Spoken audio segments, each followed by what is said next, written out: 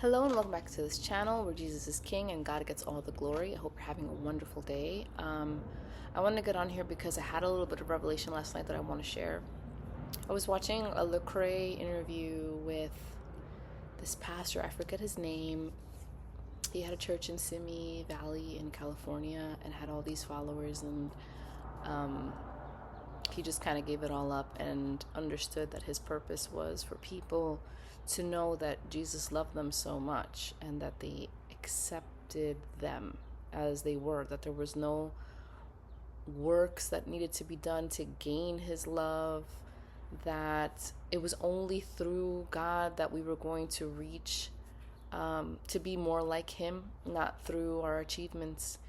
And I have struggled with feeling worthy of love so much in my life that it doesn't, luckily, it doesn't really translate to my love with my relationship with Jesus. So the reason why I know this is because I've made a video of me falling into temptation, and it wasn't that there was no condemnation, because I dislike it so much. I dislike it.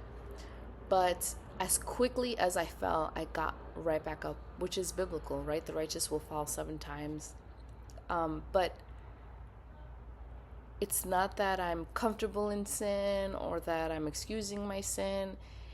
I think I truly have accepted that my Father in heaven loved me so much that he made a plan for my life that includes my sin in a way that the very sin that might have grieved the Spirit of God in me, he's going to give me opportunities to reconcile with the Spirit through other people, and in turn, the Spirit will heal me. I've experienced this already.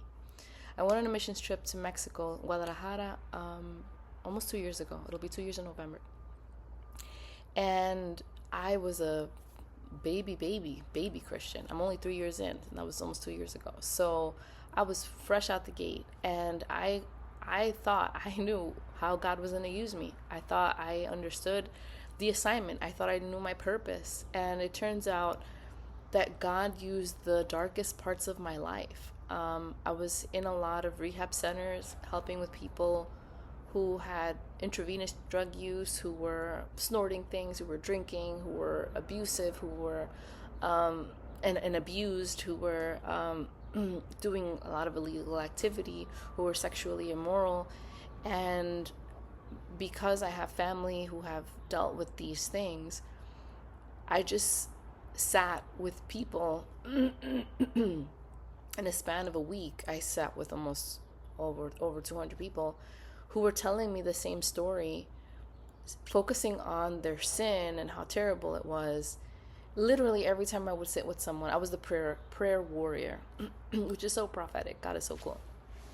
And people would start off by telling me, well, these are the drugs that I did, or this is how I sold my body, or whatever.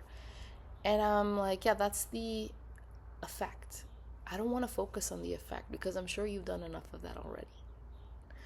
I want to focus on the cause. Let's get to the root of where this all started.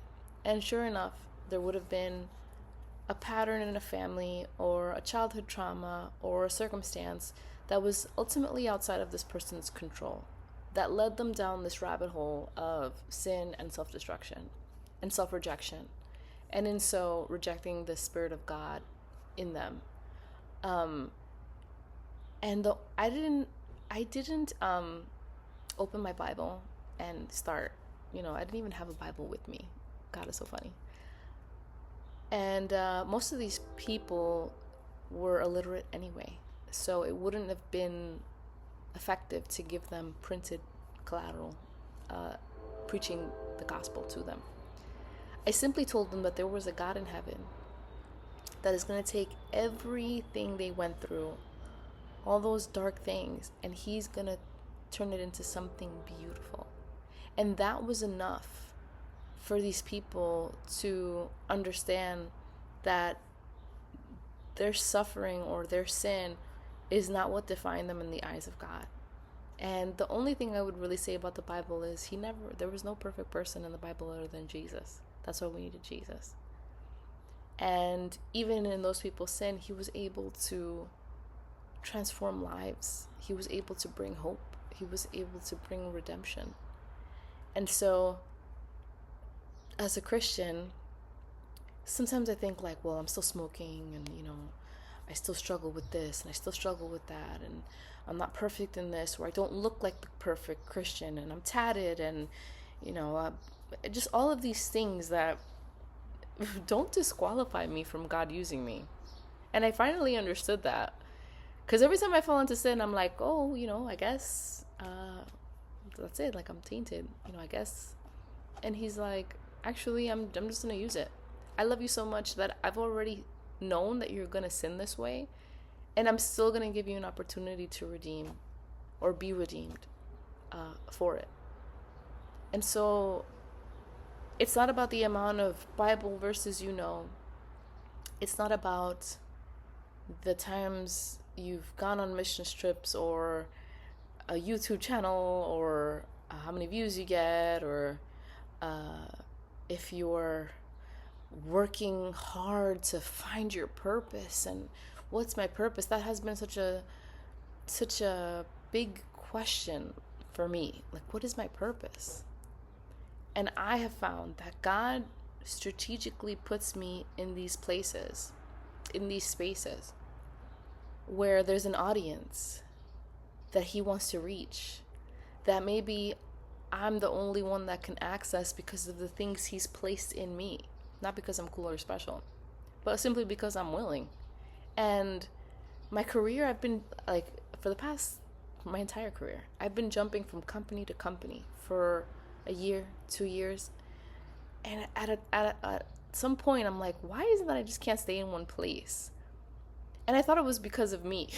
I thought it was like, maybe I can't commit, and he's like, no, I just need you to go, which is so biblical, right? I need you to go out there. I can't have you sitting in a cubicle with the same amount of people or the same group of people for 10 years. I need you to go over here. I need you to go over there. I need you to change the way you look. I need you to change the way you dress. I need you to be more authentic. I need you to be more like the person I've created you to be, and less like whatever it is you think you need to be. You don't need to be anything other than willing. You don't need to be anything or do anything other than show the love of God. So if you're a parent or an educator, you know that, or you should know, I'm not going to assume, I'm sorry if I keep assuming, like, we know, I always say, we know that, but sometimes we don't. People learn, anybody, children too, they learn more by watching someone do something versus you telling them something. So children are such a great reflection of who we are.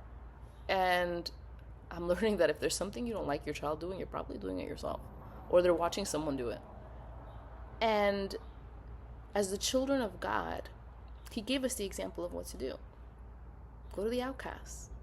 Go to the people who are pushed away, who are rejected, who have no hope, who have no resources. Give them what you have. And that doesn't have to be money. It could be time. It could just be listening to somebody. It could be making space for them to be seen, to be heard, acknowledging them as a human being. Do you know how many people feel like if I left, no one would even notice? I was one of those people that was like, I'm just a cog in a machine, and there's no point to this. Just that is enough for God to do the work in that person. And it doesn't mean that you have to, that success is that person's going to church, or that person is reading the Bible, or that person is claiming Jesus as their Lord and Savior. It could just be that that person experienced love, and the love of God is in us, and that's the love that they're receiving, even if it's just a little bit. It doesn't have to be love like, well, this is how I want to help them, and they have to. No, they can still reject you, but the fact that you even offered sometimes is enough. Sometimes I get so bogged down with, KPIs, like key performance indicators. What does that look like? In Christianity, this is like marketing jargon. There are certain things that I had in my mind of what a KPI was for Christianity. And it was like, well, once I see them healed, I know that God is working.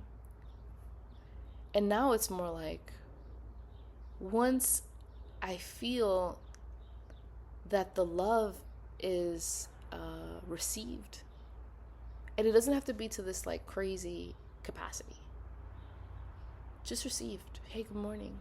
That's what? Like something so simple. Hey, I see you. No, I love that lipstick. Like now it's about the little pockets of love that I can give. That's success, because the love is not just for me. It's got to flow through me. So if you're a Christian that is weighed down by expectation, by performing, by your sin and how it sucks, because it does suck. Sinning sucks. I don't want to do it. What does Paul say? The things I want to do, I don't do, and the things I should do, I don't do. It's just a mess. Yeah, he knows. There's enough time in your life. There's gonna be an opportunity that very sin that's weighing you down, he's gonna use to lift someone up. Isn't that insane? And this exchange of like beauty for ashes, right? Here are my ashes. I can't do anything with this crap. Excuse me, with this mess. I'm trying to be better at cursing, but then sometimes I think maybe this is how my people talk. So I don't know. These ashes that I can't do anything with, they serve no use seemingly. He's like, wait, I got something I can make from that, from what's dead, from what's seemingly destroyed, from what's dark, from what's dirty, from what's fragile, from what's broken.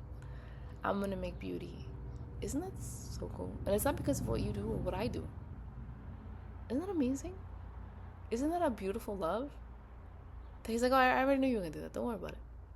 Yeah, but I did it. So he's like, yeah, I know you did it.